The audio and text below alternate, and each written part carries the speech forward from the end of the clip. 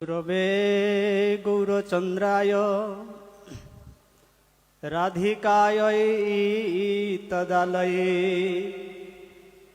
কৃষ্ণায় কৃষ্ণভক্তায় তদ্ভক্তায় নমো নমঃ। নমঃ বিষ্ণুপাদায় কৃষ্ণপৃষ্ঠায় ভূতলে শ্রীমতে ভক্তি সিদ্ধান্ত সরস্বতী নামিনে।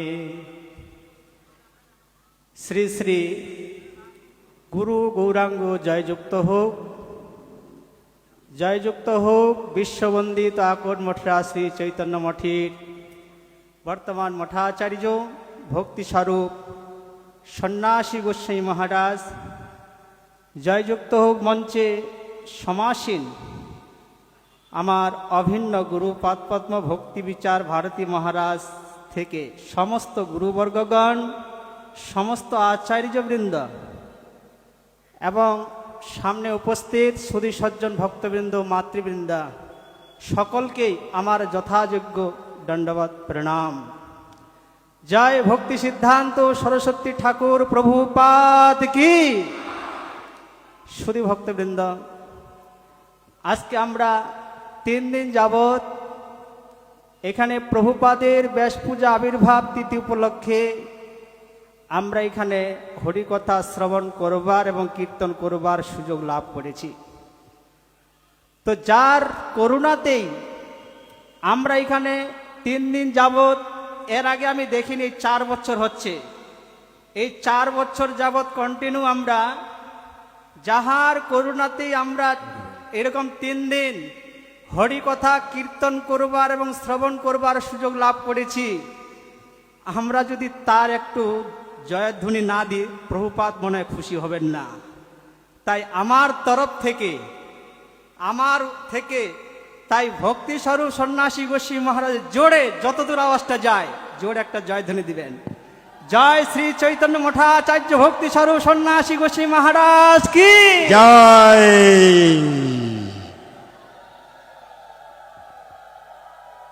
শ্রী গৌরাঙ্গ পারিষদ ঠাকুর ভকতি বিনোদ দীনহীন পতিতের বন্ধু, কলিতম বিনাশিতে আনিলেন অবনীতে তোমা অকলঙ্ক পূর্ণেন্দু, মহাজনগণ বলেছেন।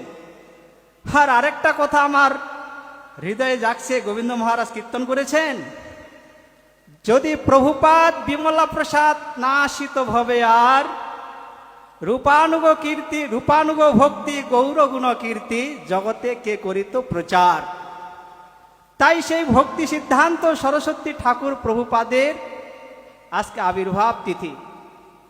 তো দেখুন প্রভুপাদ কে, আমরা এই 3 দিন যাবৎ সমস্ত আচার্যগণের শ্রীমুখে আমরা শ্রবণ করেছি। শ্রী কলিযুগ পাবন অবতারী শ্রী চৈতন্য মহাপ্রভু, তিনি আজ 500 বছর পূর্বে আমাদের এই বঙ্গে শ্রীধাম মায়াপুরে তিনি অবতরণ করেছিলেন। 48 বছর মধ্যে তিনি 24 বছর তিনি সন্ন্যাস লীলাতে ছিলেন। এই 24 বছরের মধ্যে 18 বছর কেবল নীলাচলে স্থিতি, নীলাচলে ছিলেন, রাধার ভাব প্রেম রস আস্বাদন করেছিলেন, সংরক্ষণ করেছিলেন।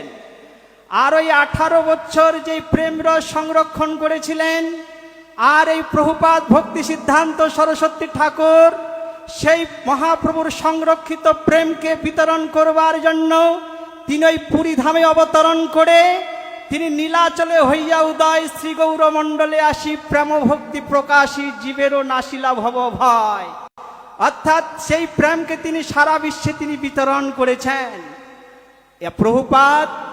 প্রভুপাদের জীবনটি এই জগতের কোনো কর্মবীর ধর্মবীরের মতো তার জীবনটি গঠিত হয়নি।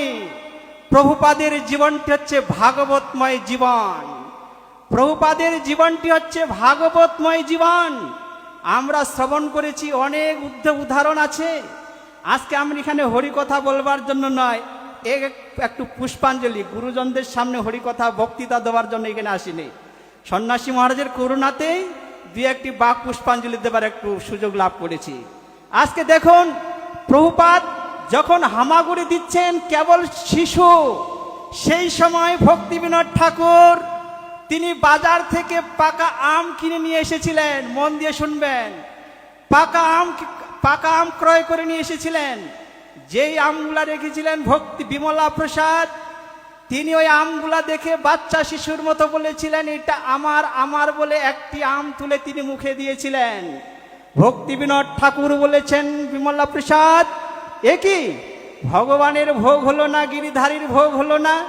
তুমি আগে গ্রহণ করলে, গিরিধারীর ভোগ না দিয়ে যে কোনো বস্তু গ্রহণ করতে নেই, তুমি কি জানো না? তাহলে দেখুন, সেই দিন থেকে প্রভুপাদ তিনি প্রতিজ্ঞা করেছিলেন ওই শিশু অবস্থায়। তিনি যখন বুঝতে পেরেছিলেন যে আমার অন্যায় হয়েছে, আমি গিরিধারীর ভোগ না দিয়ে আগে আমি গ্রহণ করবার, ভোগ প্রবৃত্তি করবার আমার বাসনা জেগেছে, তাই তিনি সেই অবস্থায় তিনি প্রতিজ্ঞা করলেন, এর প্রায়শ্চিত্ত একটাই, যে আমি আর কোনোদিন জীবনে পাকা আম আমি আর কোনোদিন খাবো না। তিনি আর কোনোদিন পাকা আম গ্রহণ করেননি। তাই প্রভুপাদ জীবনে যে সমস্ত সংকল্প করেছেন সেগুলা তিনি জীবনে পালন করেছেন। এরকম প্রভুপাদের প্রত্যেকটা প্রভুপাদ যখন এই বহরমপুরে কাশিম বাজারে রাজা মনীন্দ্রনন্দীর আহ্বানে তিনি যখন গিয়েছিলেন 1912 খ্রিস্টাব্দে, 1912 খ্রিস্টাব্দে 21শে ফেব্রুয়ারিতে তিনি যখন গিয়েছিলেন সেই সভাতে, সেইখানে রাজা মনীন্দ্রনন্দীর সভাতে গিয়ে, সেই সভাতে যত জাত গোসাই ইত্যাদি অপসম্প্রদায়গণ সেখানে ছিলেন, প্রভুপাদকে বক্তৃতা দেওয়ার মতো সুযোগ সেখানে তারা দিতেন না। কেন দিতেন না? প্রভুপাদ যখন শুদ্ধ ভক্তির কথা বলবে, প্রভুপাদ যখন সুসিদ্ধান্তের কথা বলবে, তাদের যে ব্যবসাটি, সেই ব্যবসাটি বন্ধ হয়ে যাবে। সেই জন্য সবসময় তারা রাজাকে ঘিরে ধরে থাকতো, প্রভুপাদকে হরিকথা বলতে দিতেন না। প্রভুপাদের ঘরে স্বর্ণের থালাতে ভোগের পারদ চলে যেতেন, প্রভুপাদ সেই প্রসাদ গ্রহণ করতেন না। সেখান থেকে একটি তুলসী পত্র গ্রহণ করে সকলকে বিতরণ করে দিলেন। চতুর্থ দিবসে প্রভুপাদ যখন হরিকথা বলার সুযোগ পেলেন, 5 মিনিট তিনি যখন হরিকথা বলতে শুরু করলেন, 5 মিনিটও হয়নি, তিনি যখন চৈতন্য চরিতামৃতের কিছু পয়ার, কবিরাজ গোস্বামীর পয়ার উদ্ধৃত করে তিনি যখন বলা শুরু করলেন, আর সকলেই বলছেন, প্রভুপাদকে সকলে থামাচ্ছেন। কেন? প্রভুপাদ যদি সুসিদ্ধান্ত বলে ফেলে তাহলে তাদের ব্যবসাটা বন্ধ হয়ে যাবে। প্রভুপাদ সেখান থেকে 5 মিনিট হরিকথা বলে স্টেজ থেকে নেমে তিনি কাশিমবাজার স্টেশনে চলে গেলেন। রাজা মনীন্দ্রনন্দী যখন শুনলেন যে প্রভুপাদ তিনি এখানে 5 দিন তিনি কোনো ভক্ষণ করেননি, ওই গোসাইগণ বলেছিলেন, ওই সহজিয়াগুলা রাজা মনীন্দ্রনন্দীকে বলেছিলেন, রাজা আপনি জাতিতে তেলি তো, সেই জন্য সরস্বতী ঠাকুর আপনার বাড়িতে কোনো কিছু গ্রহণ করেননি।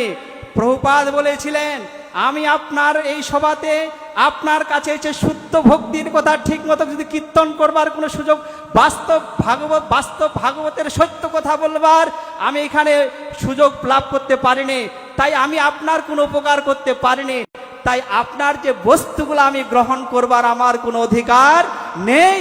এই হলো প্রভুপাদের সত্য সংকল্প।